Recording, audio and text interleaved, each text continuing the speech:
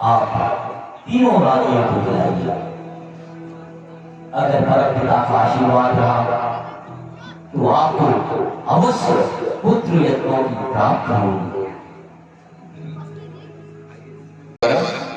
जोरदार तालियों से अभिनंदन स्वागत। प्रथम दिवस की लीला का दीप प्रज्वलन के साथ शुभ शुरुआत। हमारे बीच पहुंच चुकी हैं हमारी मीडिया प्रभारी श्रीमती शांति देवी जी, एक बहुत बड़ी ब्लॉगर और कवियत्री हमारे बीच पहुंची है। दीप प्रज्वलन का कार्यक्रम शुभम करोति कल्याणम आरोग्यम सुख संपदाम शत्रुबुद्धि विनाशाय दीप ज्योति नमोस्तुते। आज अतिथियों का जो मुख्य कार्य जिम्मा है आपके ऊपर, तो शांति दीदी यहाँ आ गई है, ये मीडिया प्रभारी, और ये पूरे 11 दिवस तक यहाँ पूरी हमारी लीला को जो है संकलित करेगी, संजोएगी। तो ऐसे दीदी को भी जिम्मेदारी, और साथ यदि कोई और हमारे वरिष्ठजन यहाँ उपस्थित हुए हैं, और मैं चाहूंगा कि हमारे सुरेश सिंह जी को 100 स्थान बेंच अलंकृत कर उन्हें सम्मान दें। सुरेश सिंह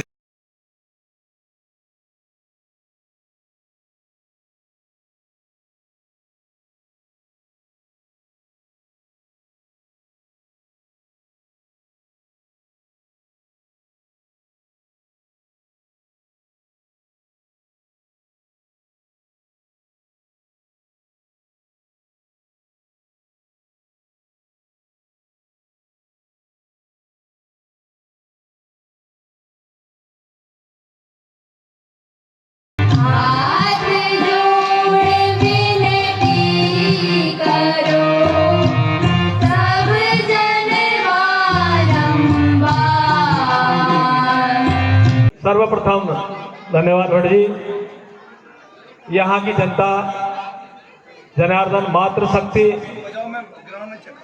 सर्वप्रथम आप लोगों को बहुत बहुत बधाइयाँ।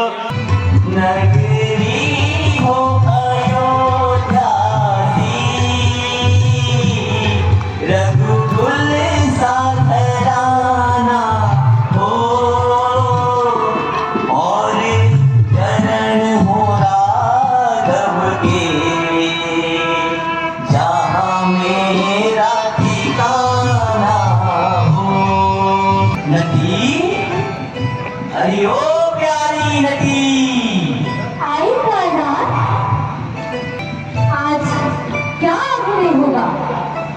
दास को इतनी शीघ्रता से कैसे याद किया? आज दर्शक समाज को देखकर मन रूपी भ्रमर प्रसन्न होकर गूंज रहा है।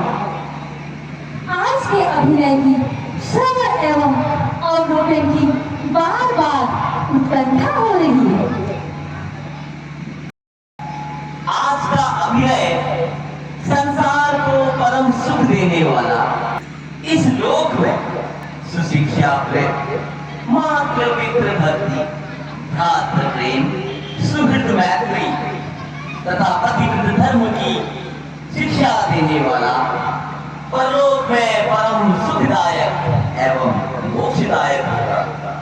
रावणादि भक्तवत्सल भगवान श्री रामचंद्र जी द्वारा रचित नाटक गोस्वामी तुलसीदास द्वारा रचित श्री रामचरितमानस के अनुसार खेलने की इच्छा है, जो श्रृंगार आदि नव रसों से परिपूर्ण है।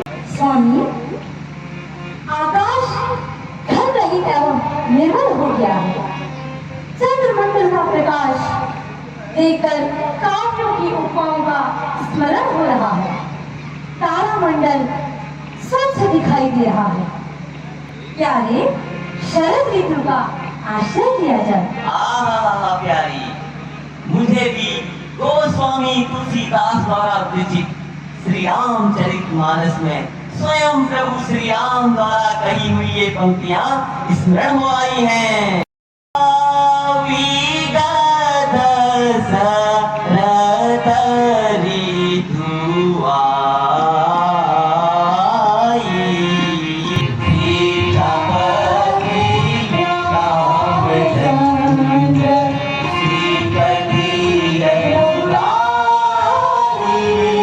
जय श्री राम दोस्तों, यहाँ पर नारद मुनि तपस्या में लीन है, नारायण नारायण करके, और यहाँ पर कामदेव और अप्सरा आ जाते हैं उनकी तपस्या भंग करके।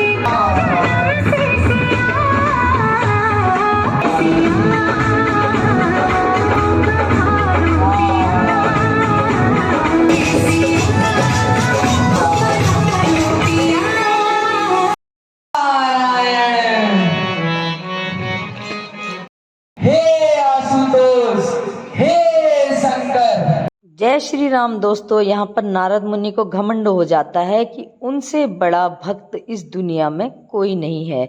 तो यही बखान वो कर रहे हैं, लेकिन शिव शंकर समझ जाते हैं और विष्णु भगवान भी समझ जाते हैं। नारद को अहंकार हो चला है, तो वो एक नई रचना रच डालते हैं जो इस पृथ्वी लोक के लिए उचित है। अपने छलपूर्ण कृत्यों से मुझे भी पथभ्रष्ट करना चाहा, लेकिन उसे मेरे आगे मुंह की खानी पड़ी। नारायण नारायण नारायण। उधर शील निधि की पुत्री विवाह करने योग्य हो चली है। वो नारद मुनि के पास आते हैं और कहते हैं कि हे ऋषिवर, मेरी पुत्री का हाथ देखिए, इसके भाग्य में क्या है। जब नारद मुनि उनका हाथ देखते हैं तो देखते रह जाते हैं। इतनी भाग्यवान और इतनी सुंदर स्त्री उन्होंने आज तक नहीं देखी थी, तो उनका मन मोहित हो जाता है उन पर, और वो खुद ही उनके साथ विवाह करने के लिए मन में सोचते हैं। और वो उसके बाद विष्णु भगवान से सुंदर रूप देने के लिए कहते हैं, जिससे शील निधि की पुत्री उन्हें वर के रूप में चुन सके। लेकिन भगवान तो वही करते हैं ना जो जग का कल्याण हो। तो उन्होंने ऋषि को यानी नारद मुनि को बंदर का मुखौटा दे दिया, लेकिन नारद मुनि ये नहीं समझ सके। जब वो भरी सभा में जाते हैं और शील निधि की पुत्री जब जयमाला डालने के लिए आगे बढ़ती हैं, नारद मुनि बार बार उनके सम्मुख जाते हैं, लेकिन वो उनका बंदर सा मुंह देखकर उनसे दूर हो जाती है और सामने विष्णु भगवान को देखती है, उनके गले में वरमाला डाल देती है। और वहाँ जितने भी शिवगण आते हैं सब मजाक उड़ाने लगते हैं नारद मुनि के चेहरे को देखकर। तब नारद मुनि समझ जाते हैं कि कहीं न कहीं ये विष्णु भगवान की चाल थी। तब उन्हें क्रोध आता है और वो श्राप देते हैं, लेकिन श्राप देने के बाद वो समझ जाते हैं कि विष्णु भगवान ने जग के कल्याण के लिए ही ये किया था। तो वो अपने श्राप को वापस लेने के लिए कहते हैं, लेकिन विष्णु भगवान कहते हैं कि जो होना है वो तो होकर ही रहेगा, आप इस चीज़ की चिंता मत करो। तो नारद मुनि वहाँ से क्षमा मांगकर चले जाते हैं।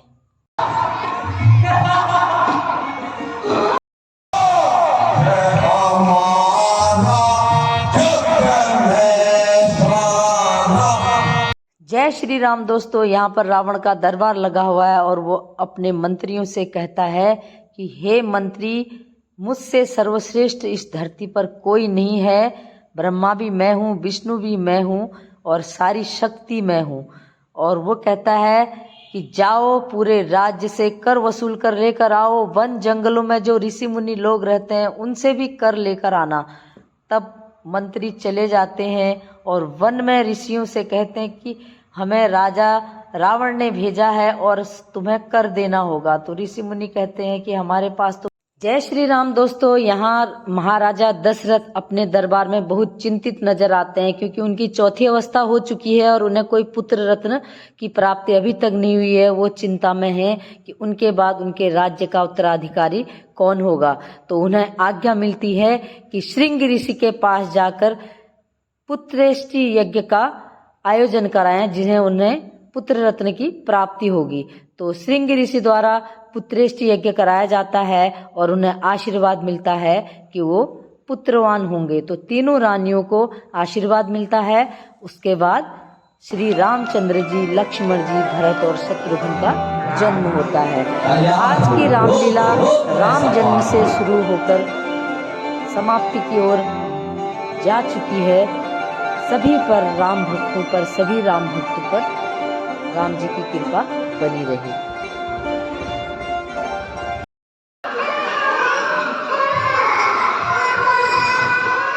आप सब बड़भागी हैं, सौभाग्यशाली हैं कि आज देखिए आप सब ने श्री रामचंद्र जी, लखनलाल और भरत जी और शत्रुघ्न जी के जन्म के साक्षी बने हैं आप सब।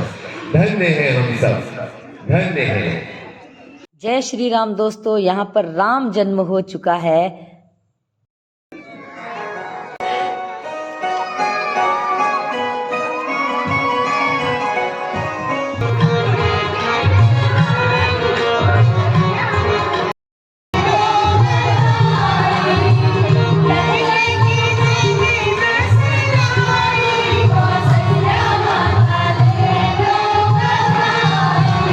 देखो बिल्कुल कह रही कि मैं अपनी ऊर्जा और शक्ति का प्रवाह तुम पे करते रहूंगी और आप लीला पूर्ण करें और मैं सामने ये कहते हैं दुर्गा स्थापना कहते हैं ना, माता का स्थापना हो गई।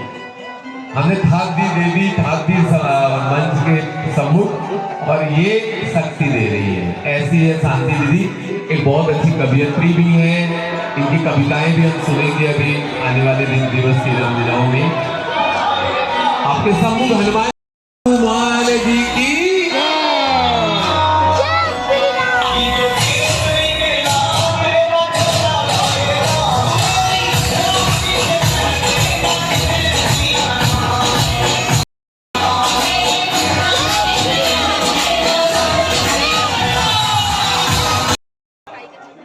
जो है आहुति हम यहाँ पे समापन। तारिका भी आने वाली है, विश्वामित्र जी भी आएंगे, कल की लीला कई